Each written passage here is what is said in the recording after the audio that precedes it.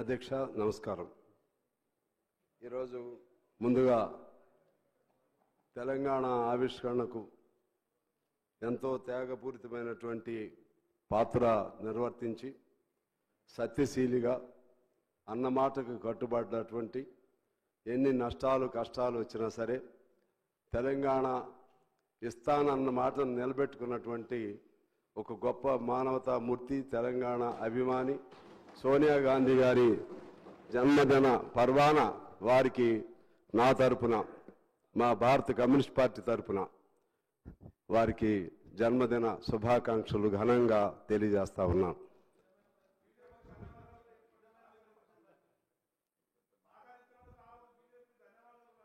మేము ఎప్పుడు బీజేపీ అంటే దానికి మళ్ళీ ఇంకోసారి చెప్తా, దానికి కొన్ని రిజర్వేషన్స్ ఉన్నాయి. Okay, thank you. రెండోది, ఈనాడు తెలంగాణ తల్లి విగ్రహ ఆవిష్కరణ సంబంధించి మిత్రులు టీఆర్ఎస్ అంటే ఇప్పుడు బీఆర్ఎస్ వారు కూడా ఉంటే బాగుండేదనేది నా అభిప్రాయం. కారణం ఏమంటే, మీరు అనుకున్నట్లుగానే మీ మనసులో ఉన్నట్లుగానే మీ భావనకు అనుగుణంగానే అన్నీ ఉండవు. ఆ పద్ధతుల్లోనే విగ్రహం ఉండాలని, మీరు అనుకున్న పద్ధతుల్లోనే కవులు కళాకారులను సత్కరించాలని, మీరు అనుకున్న పద్ధతుల్లోనే సవ్యంగా జరగాలని అంటే ఇప్పుడున్నది మీ ప్రభుత్వం కాదు. అది మీరు గమనంలో పెట్టుకోవాలి. ఇప్పుడున్నది మారిన ప్రభుత్వం. వీళ్ళకు కూడా కొన్ని లక్ష్యాలు ఉంటాయి, కొన్ని ఆశయాలు ఉంటాయి, కొన్ని ఆకాంక్షలు ఉంటాయి, కొన్ని అభిప్రాయాలు ఉంటాయి. మీరు చేసినటువంటి అభిప్రాయాల పట్ల కొంత విరుద్ధమైనటువంటి వైఖరి కూడా ఉండొచ్చు. నేను మనవి చేసేది ఏమంటే, ఇవాళ మీరు చెప్తా ఉన్నారు కదా, ఆనాడు తెలంగాణ తల్లి విగ్రహ రూపకల్పనలో మీరు ప్రతిపక్ష పార్టీలను పిలిచారా అని చెప్పి నేను ఆనాటి అప్పుడు ముఖ్యమంత్రిగా ఉన్నటువంటి కేసీఆర్ గారిని నేను ప్రశ్నిస్తా ఉన్నాను. నాకు తెలిసి ఆ రూపకల్పన ఎలా ఉండాలని, దానికి సంబంధించినటువంటి విధి విధానాలు ఎలా ఉండాలి, లేకపోతే దానికి సంబంధించినటువంటి ఆవిష్కరణలో ఉన్నటువంటి ఆ పలు అంశాలు ఎలా ఉండాలని ఎవరితో కూడా చర్చించిన పరిస్థితి లేదు. మమ్మల్ని అయితే పిలవలేదు. ఇంకెవరిని పిలిచారో నాకు తెలియదు. మమ్మల్ని ఎందుకు అంటున్నానంటే, మేము కమ్యూనిస్ట్ పార్టీగా ఒక జాతీయ పార్టీ అయి ఉండి కూడా విశాలాంధ్ర కోసం అనేక త్యాగాలు చేసిన పార్టీ అయి ఉండి కూడా తెలంగాణ ప్రజల ఆకాంక్షలను అర్థం చేసుకుని కేంద్రంలో ఉన్నటువంటి భారత కమ్యూనిస్ట్ పార్టీ ఒక నిర్ణయం చేసింది. ఇక ఆపలేము, తెలంగాణ ఆవిష్కరణ కావాల్సిందే అని ఏబి బర్ధన్ గారు, లేకపోతే ఇప్పుడున్న రాజా గారు, సుధాకర్ రెడ్డి గారు, మా నారాయణ గారు అనేక మంది అనేక పద్ధతులతో ఒక నిర్ణయం చేశారు. కనీసం మాకు అందులో సోనియా గాంధీ గారు అప్పుడు ఒక మాట అన్నారు, మీరందరూ అన్ని పార్టీలు ఏకాభిప్రాయానికి వస్తే తెలంగాణ మేము ఇస్తామని చెప్పి. అన్ని పార్టీలు ఏకాభిప్రాయం రావాలంటే సహజంగా విశాలాంధ్ర కావాలన్నటువంటి కమ్యూనిస్ట్ పార్టీ రాదని కొంతమందికి ఉండేది. కానీ మేము కోరుకున్నాం. సిపిఎం కూడా మేము తటస్థంగా ఉన్నామన్నారు. ఆఖరికి టీడీపీ వారు కూడా అప్పుడు దాన్ని ఏకాభిప్రాయానికి అంగీకరించడం జరిగింది.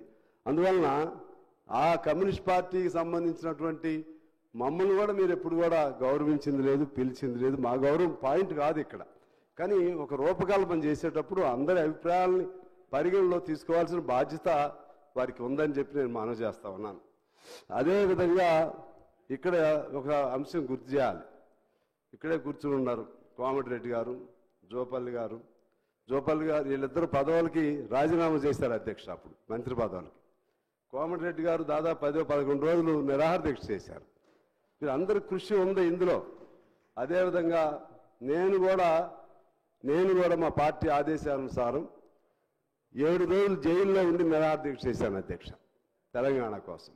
700 కిలోమీటర్లు పాదయాత్ర చేశాను. మా తుమ్మల గారు కూడా నాతో పాటు కాసేపు నడిచారు. అప్పుడు అంటే ఇక్కడ ఉన్నవాళ్ళు మన పొన్నం ప్రభాకర్ గారు పార్లమెంట్లో మంచి గొప్ప రోల్ ప్లే చేశారు. ఇలా అందరి పాత్ర, ఎవరి పాత్ర వాళ్ళది ఉంది. సకల జనుల సమ్మెకి సంబంధించి జయశంకర్ గారు, లేకపోతే కోదండరామ్ గారు, ఇంకా అనేక మంది త్యాగధనులు అనేక మంది అనేక పద్ధతుల్లో కృషి చేశారు.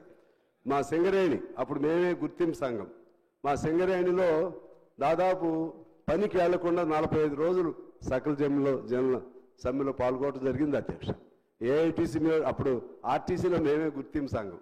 ఆ విధంగా అందరం కలిసి చేశాం. అందరం కలిసి చేస్తేనే ఆనాడు తెలంగాణ సాకారమైంది. సాకారం అవటంలో సోనియా గాంధీ గారు భిన్నాభిప్రాయంతో ఉండి లేకపోతే కుత్సితమైనటువంటి ఆలోచన చేస్తే తెలంగాణనే వచ్చేది కాదు. అందువలన ఈ సందర్భంగా ఈ ఒక్కరోజు ముఖ్యమంత్రి గారు చెప్పినట్లుగా భేషజాలు లేకపోతే భిన్నాభిప్రాయాలు ప్రక్కన పెట్టుకుని అందరూ ఒక్క తాటి మీద ఉంటేనే తెలంగాణ పట్ల, తెలంగాణ తల్లి పట్ల మనకి గౌరవం ఉన్నట్లుగా అర్థమవుతుందని నేను మనవి చేస్తున్నాను. లేకపోతే రాజకీయ కోణంతో తెలంగాణ తల్లిని కూడా వివాదాస్పదం చేస్తే చరిత్ర మనల్ని క్షమించదు అని చెప్పి నేను మనవి చేస్తా ఉన్నాను. అదే సందర్భంలో ఇక్కడ ఇంకొక మాట చెప్పి నేను సెలవు తీసుకుంటాను అధ్యక్ష. ఈ తెలంగాణ ఇప్పుడు జరిగినటువంటి మలిదశ తెలంగాణలో విద్యార్థులు అనేక మంది ప్రాణత్యాగాలు చేశారు, యువకులు అనేక మంది ప్రాణత్యాగాలు చేశారు. అనేక మంది పైన 100 కేసులు ఉన్నాయి. మా విద్యార్థి నాయకుడు స్టాలిన్ అనే అబ్బాయి మీద 250 కేసులు ఉన్నాయి. అందరూ త్యాగాలు చేశారు మలిదశ ఉద్యమంలో. కేసీఆర్ గారి నాయకత్వాన్ని కోదండరాం గారు కూడా అంగీకరించారు, తప్పేం లేదు. అప్పుడున్న పరిస్థితుల్లో అంగీకరించడం జరిగింది. కానీ దాన్ని చూసి ఇంతమంది ఈ త్యాగాలన్నీ తను ఒక్కరే అనే భావనతో ఎవరున్నా సరే మహాత్మా గాంధీయే నేను ఎప్పుడు చెప్పడం, కానీ ఆ భావన ఉండకూడదని చెప్పిన వారికి మనం చేస్తూ ఉన్నాను. దీనికంటే మూలం ఆనాడు వీరోచిత తెలంగాణ సాయుధ పోరాటం, తెలంగాణ రైతాంగ సాయుధ పోరాటం జరిపిన విషయాన్ని కూడా మీకు గుర్తు చేస్తున్నాను అధ్యక్ష. ఆనాడు 4,500 మంది మరణించారు, అది కూడా నేను గుర్తు చేస్తున్నాను. దానికి పిలుపిచ్చినటువంటి మగ్దుం మొహిద్దీన్, బద్దం మెల్లారెడ్డి, రావి నారాయణ రెడ్డి, ఇటువంటి గొప్ప యోధులు, సాకలి ఐలమ్మ, దొడ్డి కొమరయ్య, వీళ్ళందరూ కూడా కమ్యూనిస్టు యోధులే.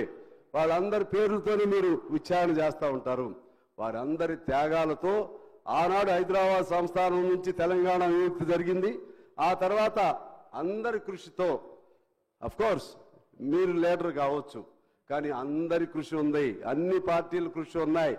అందరితో ఆనాడు హైదరాబాద్ నుంచి మన తెలంగాణ విముక్తి చెందింది. కమ్యూనిస్ట్ పార్టీ రోల్ తీసుకోలేదు కదా, మేమే అని చెప్పి తీసుకోలేదు కదా, వ్యక్తిగతంగా ఎప్పుడు తీసుకోలేదు కదా.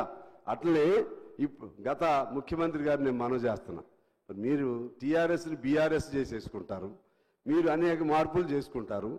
ఇది ఇప్పుడున్నటువంటిది వాస్తవం మాకే అనిపించింది. తల్లి అంటే తల్లికి ప్రతీక ఎలా ఉంటుంది? బంగారం, ఎప్పుడు బంగారపు మెడలు లేకపోతే బంగారపు వడ్రాణాలు లేకపోతే ఇటువంటి కాదు కదా. సామాన్యులకు అందుబాటులో ఉండే రూపమే తల్లి రూపం. హస్తం అంటే వారు అభయహస్తం అన్నారు, నేనేం ఆశీస్సులు అంటున్నాను. ఒక తల్లిగా ఆశీస్సులు ఇస్తా ఉన్నారు.